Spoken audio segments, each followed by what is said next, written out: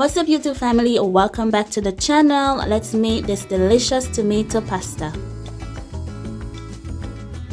Okay guys, so first I'm going to go ahead and make the pasta. I'm making it according to package instructions, so I'm going to allow it to boil for about 12 to 14 minutes. I moved on to chopping up some garlic.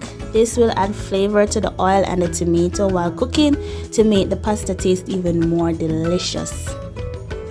Then I add these beautiful cherry tomatoes to the pot, which I picked from my backyard. I ended up smashing them just to speed up the process a little bit because girl was hungry. So I just smashed them up as quick as I can, and then I allowed them to cook for a bit. Then I went in with some salt just to add flavor to the tomatoes, and I also add some pepper just to make the tomatoes and the pasta be a little bit more spicy. Then I add the pasta into the sauce and I mixed it up for a while just to ensure that all the sauce and the pasta are incorporated. And then this is it guys, some easy, simple, quick and easy, delicious tomato pasta.